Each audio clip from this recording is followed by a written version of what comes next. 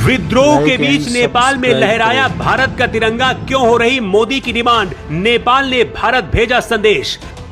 नेपाल में प्रधानमंत्री की शपथ लेने से पहले सुशीला कार्की ने लिया मोदी का नाम, कहा मैं उन्हें प्रणाम करती हूं।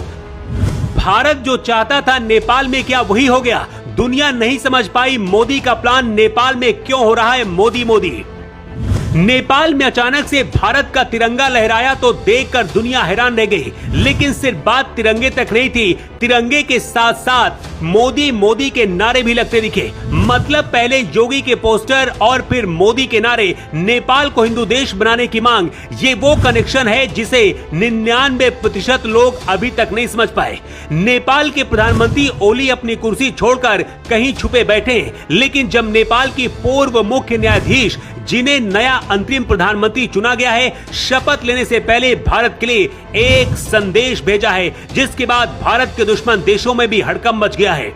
सुशीला कार्की ने कहा कि मैं मोदी जी की बहुत ज्यादा इज्जत करती हूं और मोदी जी को मैं प्रणाम करती हूं। नेपाल के अंदर भी ये बात अंदर अंदर चल रही है कि जो कुछ हो रहा है उसमें भारत का हाथ है, लेकिन इसकी सच्चाई कितनी है अगले 2 मिनट में पहले समझिए। नेपाल में जो आज हुआ है, भारत में वो बहुत पहले होने वाला था, क्योंकि भारत का राजनीतिक माहौल भी नेपाल जैसा है। नेपाल की तरह ही भारत में भी राजनीतिक वंशवाद फैला है। मतलब नेता का बेटा नेता ही बनेगा, ये पहले से तय होता है। लेकिन 2014 में जब मोदी पहली बार देश के प्रधानमंत्री बने, उस दौरान बीजेपी ने वंशवाद का मुद्दा उठाया और पार्टी से भी वंशवाद को कम किया। भारत में 2014 का चुनाव नेपाल के इस गुस्से की तरह ही था और उस दौरान परिवारवाद के खिलाफ देश ने मोदी को चुनाव जितवाया, जिसकी वजह से नेपाल जैसे हालात होने से पहले ही भारत बच गया। लेकिन नेपाल में जब अचानक से भारत का तिरंगा लहराया और मोदी मोदी के नारे लगे तो दुनिया देखकर हैरान है।